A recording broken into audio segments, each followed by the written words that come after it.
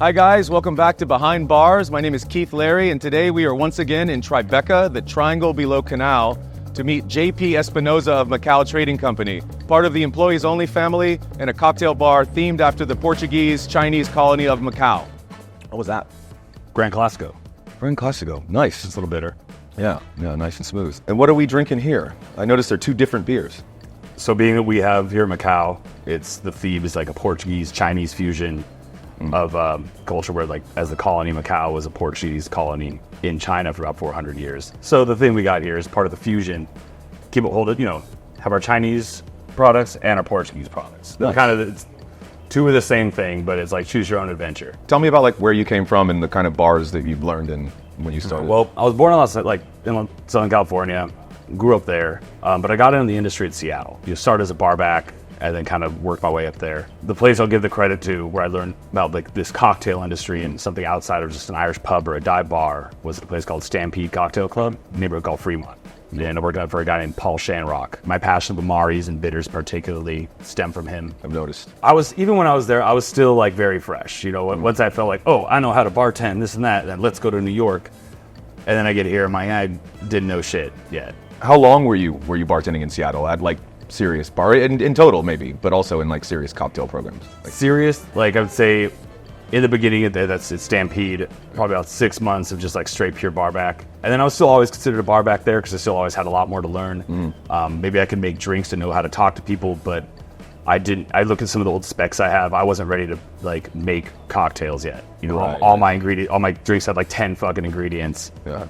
And they're just a muddy flavor of a muddy mess of things. Yeah, I think that's that eagerness when you're young and new, to try to overcomplicate things sometimes. I think I see that sometimes with, many careers, chefs, but other things as well. What do you think is is there a major distinction for you, like in just the vibe and maybe the overall philosophy of hospitality and service between the West Coast and the East Coast? The philosophy is the same. Seattle has a big, in terms of the culinary and cocktail industry there, it is very I don't want to say up to par, but very eager, and they're still trying to get a lot of there's a lot of great bars, a lot of great restaurants there, still a lot of big passion to hospitality. That's what I've heard. The biggest change I've seen between here and there is the volume, obviously. That's kind of I feel anyone that comes to New York City is going to experience that. So what was your experience? Did you find it easy to kind of slide into the New York hospitality scene, or was there work? Did you have anybody kind of help in that journey? In terms of help, I came here with $300 in my pocket, no job, no place to live lined up. I spent maybe 5 months staying in Airbnbs. I didn't even know where I wanted to live yet. I didn't know where I was going to work yet. I had no resume that mattered because everywhere is you got to have X amount of years in New York City or X amount of years Manhattan bartending experience. I had none of that. That's the famous catch-22 of New York City hospitality is you need New York City bar experience to work in a New York City bar, but you can't get the experience without working there. And as I came here, I just started putting throwing a resume out to everywhere I could, all the online recruiters, only to find out that online recruiters just read by a bot that's sifting through the names in a format, so looking for keywords. Right. And I barely got any hits. First job I got was at a Soho House in meatpacking. Oh wow, the private club. Yeah. Nice. And I was oh wow, look at this private club, New York City, so prestigious. With a pool. Yeah. Ooh. But once you see that how the sausage is made, you're kind of this is not as the stuff I learned at Stampede before made me one of their most experienced bartenders, and I'm I've been doing this for less than a year. Why do you think, what's wrong with this place that someone so fresh is doing well in that way? 50 people in a tip pool in a 7-story building. 50 people in the tip pool. 7-story building, so you got to have staff on each floor, and it's all one active tip pool together. That's wild. I've never heard of that. It's easy to fall through the cracks. Yeah. Your bar backs get lost for an hour because where are you going to find them?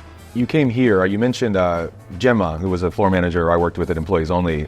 You had worked with her somewhere. Yeah, I worked with an event catering company called Cocktail Academy. Okay. And I got that probably 2 weeks after I'd started at Soho as well.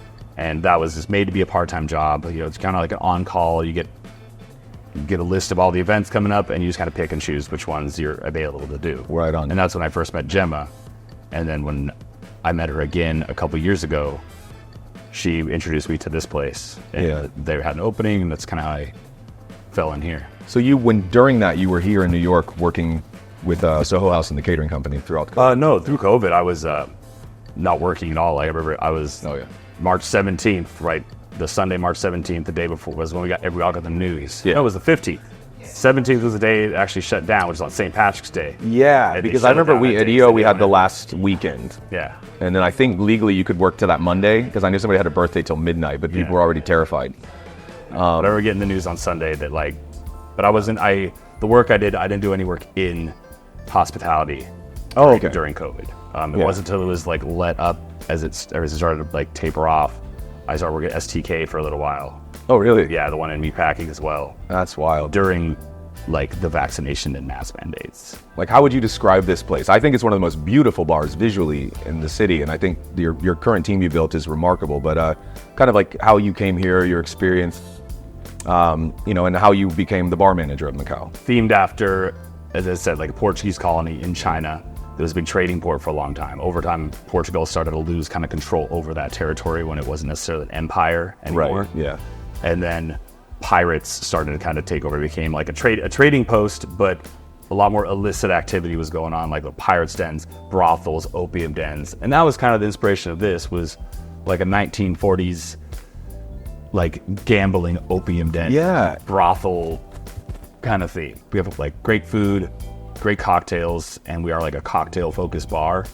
But from a lot of the clientele I've spoken with, they know this place is this is where the party's at. Right. That's the reputation this place has. I still try to keep a lot of, encourage all the staff to use certain Chinese ingredients. For me, teas is a big thing. Mushrooms is a big, big part of Chinese culture. We try to have those in the menu, so we're not just making, a yerba mate pisco sour or, a aguachile margarita. Right.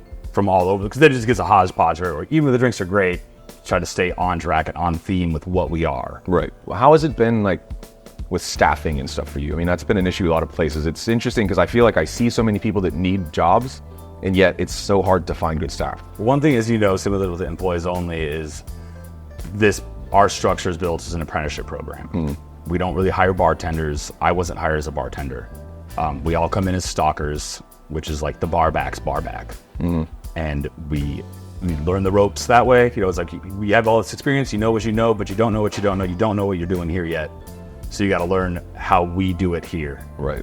And then you climb the ladder that way. Maybe I'm one of the ones to say this, but with the inflation's happened in the past couple of years, prices have gone up absurdly. And sad to say, but not for us, if I'm making more in a tip, because I'm still we still make the same amount, but as prices get more, we still give great service.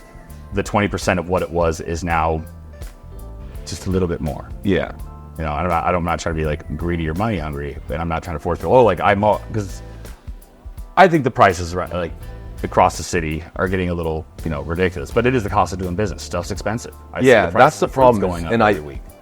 It's amazing how fast everyone has kind of accepted the rise of liberal. I mean, what are you going to do? We can still protest it and try to work towards it, but it's a lot more difficult than. But I feel one big part of a bar is just, do we really come here for the alcohol? Yeah. If we could get the alcohol, we could drink it at home. Yeah. We come here for the people. We come here for the experience with the surrounding thing. There's a reason there's a bar that's completely empty. Sometimes you may not want to go in there because, although you can have a great conversation with the bartender, you don't want to feel oh, they're just talking because I'm the only person here. You want to have a interaction. Yeah. And you want that human connection, that human energy. Even if someone's kind of shy, they just want to be around the commotion. Yeah. And surrounded with that energy. It's the possibility that something exciting will happen. Dushan really nailed that when he described it. There's some portion of people that go out to get drunk, but most of them want possibility, just human connection. It could be romantic, it could be friendship and camaraderie. They're going out because they hope there's a possibility of something exciting happening in their life. I always like to ask guests when we're doing this, to share one or two of your craziest bartending stories. It can be related to Macau, which is great, or just one in general. I spent a lot of effort trying to suppress the memories of any crazy or good bartending story. I feel I spent a lot of effort trying to forget that. And even if I did have any they're not going to be as crazy as someone else is getting a prosthetic leg thrown at you. Yeah, I think Brand's going to be hard to beat on that one. but one of my funnest stories was I was working at Lily's Victorian, and Lily's, or Union Square in 2019, and it was SantaCon, and that was one of the SantaCon bars. So I already knew it was going to be a shit show coming in. So I ate like a wee bit of mushrooms before I went to work. Not like a whole bunch, not enough to lose my mind, but more than a microdose? Yeah. Just to like meet them in the middle. You know, I already know where these guys are going to be. I already know they're going to I've been so SantaCon. And it was one of the best shifts I've ever had. You know, I wasn't like tripping or nothing, but I could give a fuck less if you could wait for 30 minutes for a drink, like everybody has. Yeah. You know, and I just had a level of just like carefree. And also, for the final question is, is there anybody you admire or you find interesting or entertaining that you think we should feature on Behind Bars next time?